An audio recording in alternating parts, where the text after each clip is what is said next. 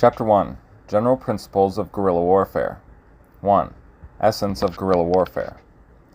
The armed victory of the Cuban people over the Batista dictatorship was not only the triumph of heroism as reported by the newspapers of the world, it also forced a change in the old dogmas concerning the conduct of the popular masses of Latin America.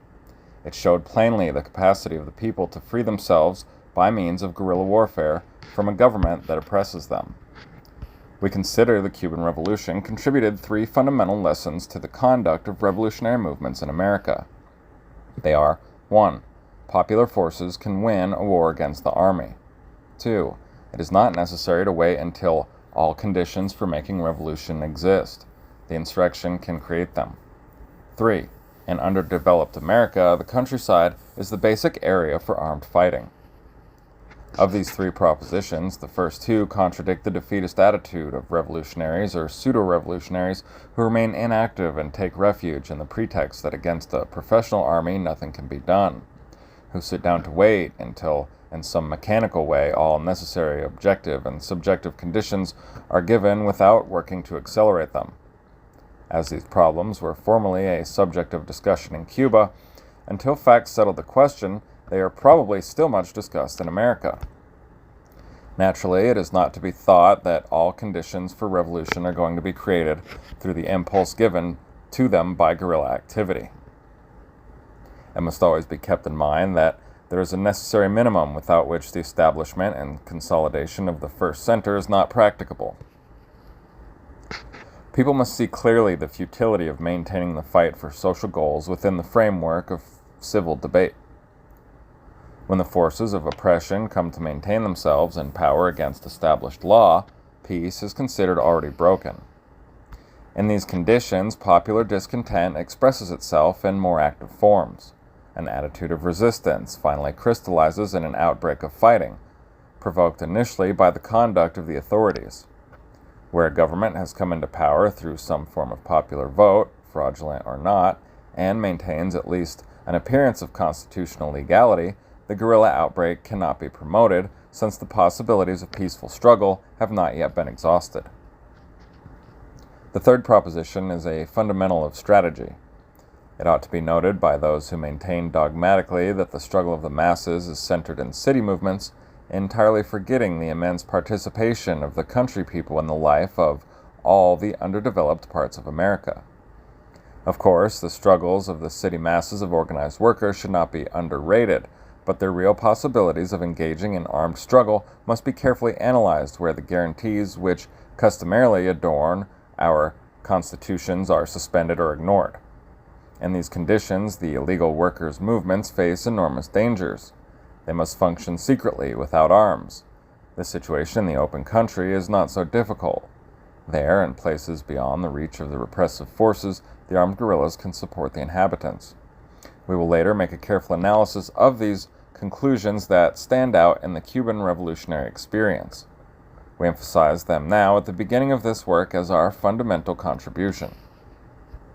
Guerrilla warfare, the basis of the struggle of a people to redeem itself, has diverse characteristics, different facets, even though the essential will for liberation remains the same.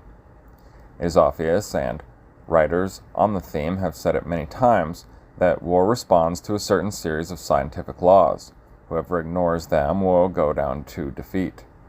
Guerrilla warfare as a phase of war must be ruled by all of these, but besides, because of its special aspects, a series of corollary laws must also be recognized in order to carry it forward.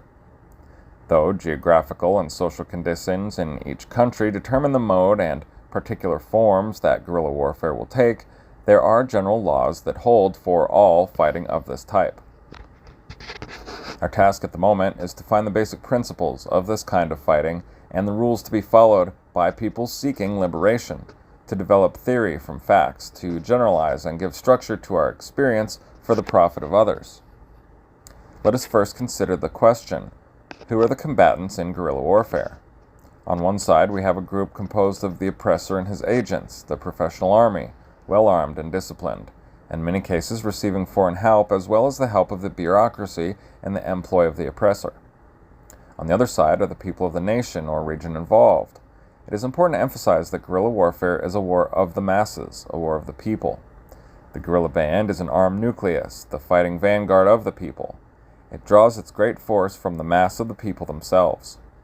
The guerrilla band is not to be considered inferior to the army against which it fights simply because it is inferior in firepower.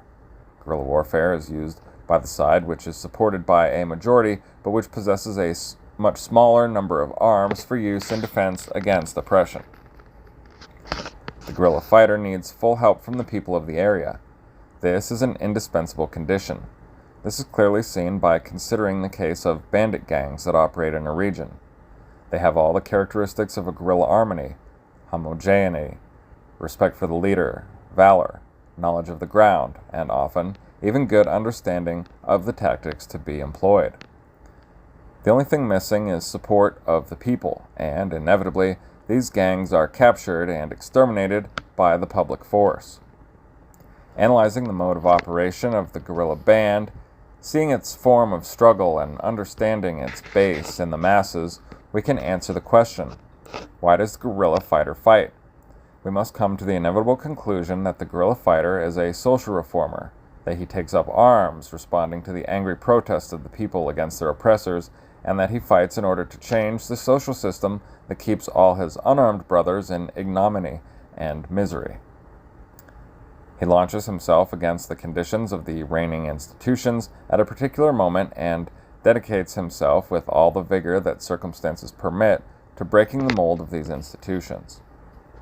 When we analyze more fully the tactic of guerrilla warfare, we will see that the guerrilla fighter needs to have a good knowledge of the surrounding countryside, the paths of entry and escape, the possibilities of speedy maneuver, good hiding places. Naturally also, he must count on the support of the people. All this indicates that the guerrilla fighter will carry out his action in wild places of small population. Since, in these places, the struggle of the people for reforms is aimed primarily and almost exclusively at changing the social form of land ownership, the guerrilla fighter is above all an agrarian revolutionary.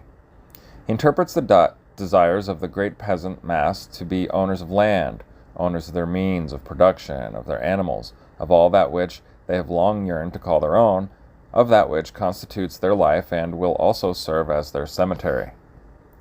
It should be noted that in current interpretations there are two different types of guerrilla warfare, one of which a struggle complementing great regular armies, such as was the case of the Ukrainian fighters in the Soviet Union, does not enter into this analysis. We are interested in the other type, the case of an armed group engaged in struggle against the constituted power, whether colonial or not, which establishes itself as the only base and which builds itself up in rural areas. In all such cases, whatever the ideological aims that may inspire the fight, the economic aim is determined by the aspiration toward ownership of land. The China of Mao begins as an outbreak of worker groups in the South, which is defeated and almost annihilated. It succeeds in establishing itself and begins its advance only when, after the long march from Yan'an, it takes up its base in rural territories and makes agrarian reform its fundamental goal. The struggle of Ho Chi Minh is based in the rice-growing peasants who are oppressed by the French colonial yoke. With this force, it is going forward to the defeat of the colonialists. In both cases, there is a framework of patriotic war against the Japanese invader, but the economic basis of a fight for the land has not disappeared.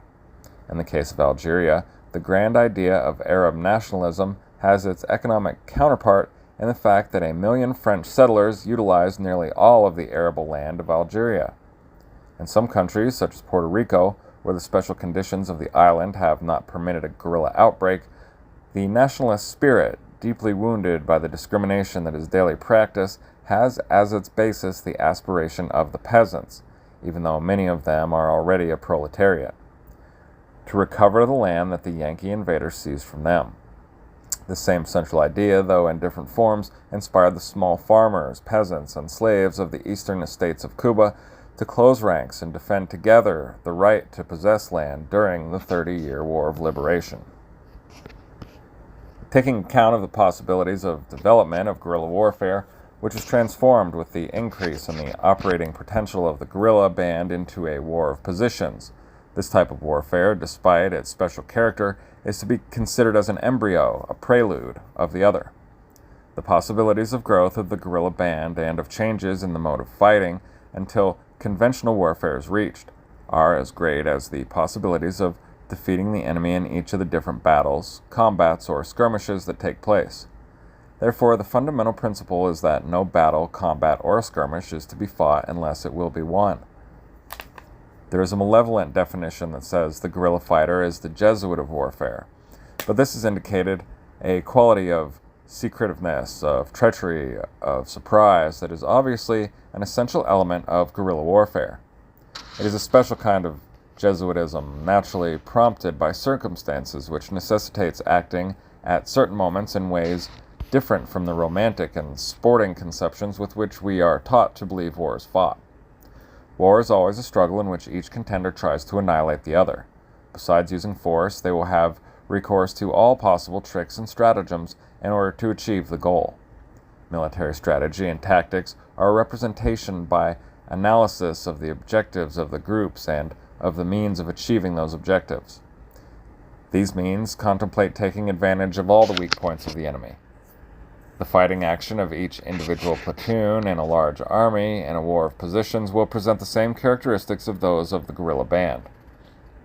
It uses secretiveness, treachery, and surprise, and when these are not present, it is because vigilance on the other side prevents surprise. But since the guerrilla band is a division unto itself, and since there are large zones of territory not controlled by the enemy, it is always possible to carry out guerrilla attacks in such a way as to ensure surprise. And it is the duty of the guerrilla fighter to do so. Hit and run. Some call this scornfully, and this is accurate.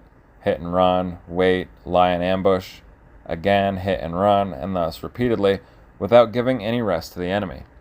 There is, in all this, it would appear, a negative quality, an attitude of retreat, of avoiding frontal fights.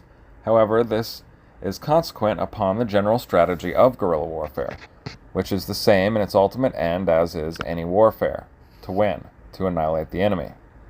Thus, it is clear that guerrilla warfare is a phase that does not afford in itself opportunities to arrive at complete victory.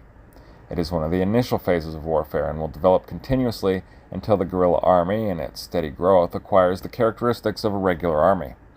At that point, it will be ready to deal final blows to the enemy and to achieve victory. Triumph will always be the product of a regular army, even though its origins are in a guerrilla army. Just as the general of a division in a modern war does not have to die in front of his soldiers, the guerrilla fighter, who is general of himself, need not die in every battle. He is ready to give his life, but the positive quality of this guerrilla warfare is precisely that each one of the guerrilla fighters is ready to die, not to defeat an ideal, but rather to convert it into reality. This is the basis, the essence of guerrilla fighting. Miraculously, a small band of men, the armed vanguard of the great popular force that supports them, goes beyond the immediate tactical objective, goes on decisively to achieve an ideal, to establish a new society, to break the old molds of the outdated, and to achieve, finally, the social justice for which they fight. Considered thus, all these disparaged qualities acquire true nobility, the nobility of the end at which they aim, and it becomes clear that we are not speaking of distorted means of reaching an end. This fighting attitude, this attitude of not being dismayed at any time, this inflexibility when confronting the great problems, and the final objective is also the nobility of the guerrilla fighter.